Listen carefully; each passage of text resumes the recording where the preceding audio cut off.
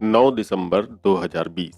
एक तरफ जहां किसान आंदोलन को पूरे देश से समर्थन मिल रहा है, वहीं भाजपा नेताओं के लगातार जहर बुझे बयान थम नहीं रहे हैं। भाजपा के नेता और समर्थक अपनी पूरी ताकत ये नैरेटिव सेट करने में लगा रहे हैं कि आंदोलनकारी किसान नहीं है और ये आंदोलन किसी और की साजिश है। अपने इसी नैरेटिव को स्टेब्लिश करने के लिए सब के सब एक ही सुर में अन्नदाता के खिलाफ जहर उगलने से बाज नहीं आ रहे हैं। हाल ऐसा है कि मानो सब में होड़ लगी है कि अन्नदाता के लिए सबसे ज्यादा खराब बात कौन बोलेगा, अन्नदाता को लेकर सबसे ज्यादा झूठ कौन बोलेगा। इन नेताओं की बतौलेबाजी को देखते हुए इनके समर्थक भी सोशल मीडिया पर किसानों के लिए जहर उगल रहे हैं। लेकिन चूंकि पूरा देश अपने अन्नदाताओं के साथ खड़ा है, इसलिए इन्हें वहीं मौके पर दुरुस्त भी कर दिया जा रहा है। वहीं भाजपा के मंत्रियों, पदाधिकारियों वगैरह के एक के बाद एक लगातार ऐसे बयान सामने आ रहे हैं जो किसानों को और इस आंदोलन के समर्थकों को गुस्सा दिला रहे हैं। तो बात शुरू करते हैं सीधे नरेंद्र मोदी से। देश भर में चल रहे किसान आंदोलन के बीच पिछले दिनों नरेंद्र मोदी ने महाराष्ट्र के धुले के किसान जितेंद्र भोई जी का मन की बात कार्यक्रम में जिक्र किया था और कहा था कि नए कृषि कानूनों की वजह से जितेंद्र भोई जी को महीनों का बकाया पैसा मिल सका। बीबीसी सीधे धुले में जाकर के जितेंद्र भोई जी के पास पहुंचा तो पता चला कि मोदी जी के मन की बात तो झूठी निकली, उल्टे उन्होंने भोई जी के मन की बात ही नहीं सुनी। भोई जी को अपने मक्के का तो पैसा मिल गया, मगर एमएसपी से इतना कम मिला कि उनको लाखों का नुकसान हो गया। किसान आंदोलन के बीच अपने मन की बात के माध्यम से मोदी जी देश भर में झूठ फैला रहे हैं और तो और किसान आंदोलन की पवित्रता को विपक्ष की साजिश करार देने वाले उनके कई बयान आ चुके हैं। इसके बाद मोदी जी के इस झूठ को आगे बढ़ाने का काम कर रही हैं स्मृति ईरानी। स्मृति ईरानी ने मोदी जी के मन की बात का यही झूठा वीडियो लेकर ट्वीट किया है और कहा है कि विपक्षी दल जिन कृषि कानूनों का विरोध कर रहे हैं, उन्हीं कानूनों के कारण विपक्ष शासित महाराष्ट्र के धुले जिले के किसान जितेंद्र भोई जी को महीनों का बकाया पैसा मिल सका। इन्होंने ट्वीट में कहा है कि विपक्ष के विरोध में दरअसल किसान हित नहीं बल्कि उनकी अपनी स्वार्थ निहित राजनीति मात्र है। ये कहकर स्मृति ईरानी ने किसान आंदोलन के बीच एक बार फिर से झूठ बोला है, या कि यूं कहें कि अधूरा सच बोला है, जिसकी फैक्ट चेकिंग बीबीसी ऑलरेडी कर चुका है कि किसान को एमएसपी नहीं मिली, उसे लाखों रुपए का नुकसान हुआ। अब चलते हैं एक और केंद्रीय मंत्री की ओर।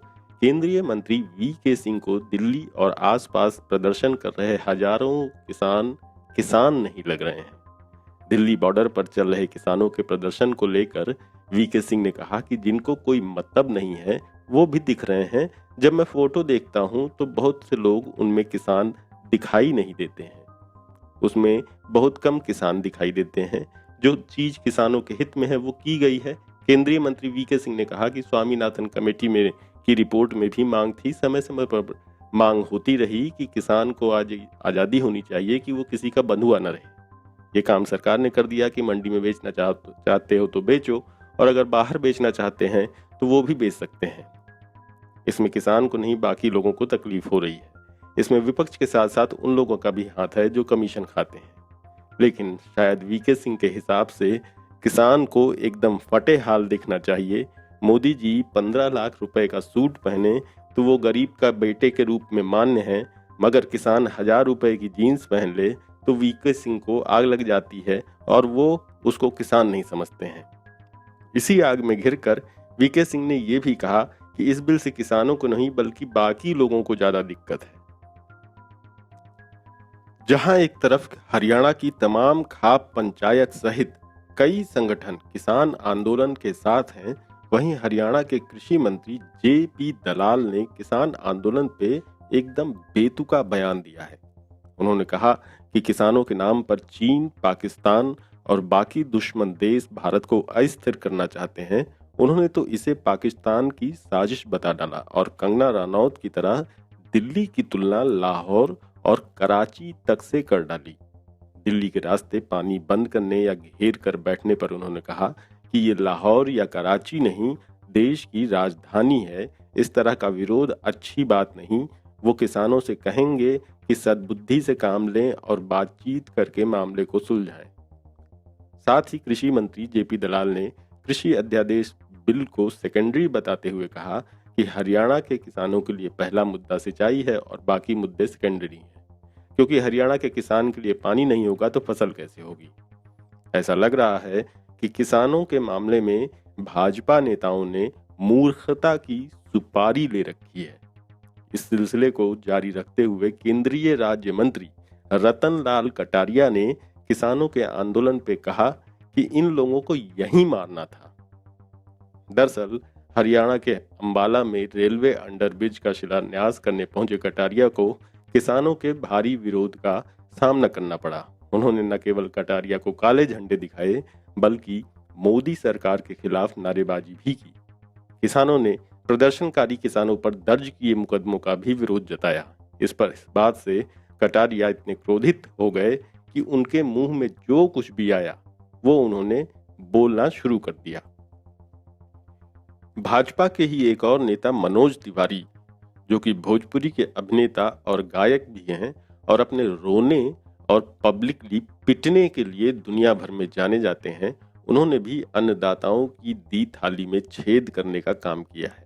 मनोज तिवारी का कहना है कि आंदोलनकारी टुकड़े टुकड़े गैंग के सदस्य लगते हैं। कृषि कानून पूरी तरह से किसानों के हक में है। उन्होंने कहा कि संसद द्वारा पारित कृषि कानूनों को पंजाब ने छोड़कर सभी राज्यों ने स्वीकार कर लिया है। केंद्र सरकार आंदोलनरत किसानों की हर बात सुनने और विचार करने को तैयार है। मनोज तिवारी ने आरोप लगाया कि कांग्रेस और दूसरे विपक्षी दल कृषि कानूनों को लेकर देश में भ्रम फैला रहे हैं, किसानों से झूठ बोलकर उन्हें भड़का रहे हैं। उन्होंने कहा कि प्रधानमंत्री नरेंद्र मोदी किसानों की आय दोगुनी करने के लक्ष्य की ओर बढ़ रहे हैं। नए कृषि कानूनों से किसान आर्थिक रूप से मजबूत होगा। उल जुलूल बयानों की इस झड़ी में यूपी के मुख्यमंत्री योगी आदित्यनाथ भी पीछे रह जाते तो कैसे संघ के ब्लू आइज बॉय कहलाते।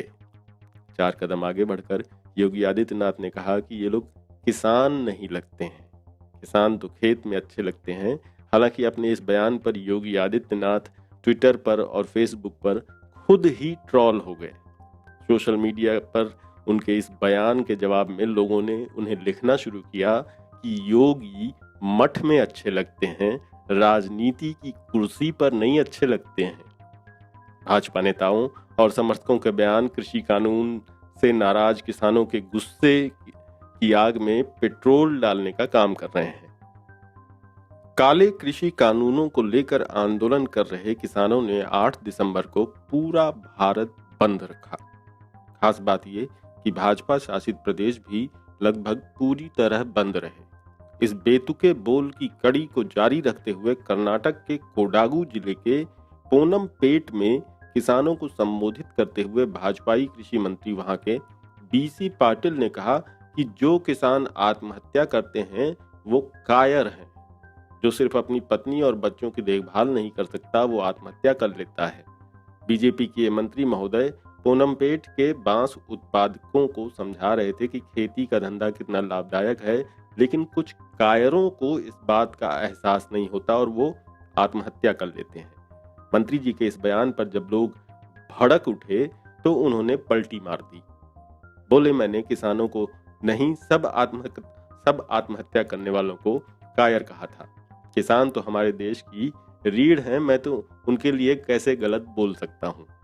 ऐसे ही जनतंत्र नाम के एक चैनल पर बीजेपी के एक प्रवक्ता वैभव अग्रवाल ने किसान से कह दिया कि कानून तो बन गया है, रहना है तो रहो, वरना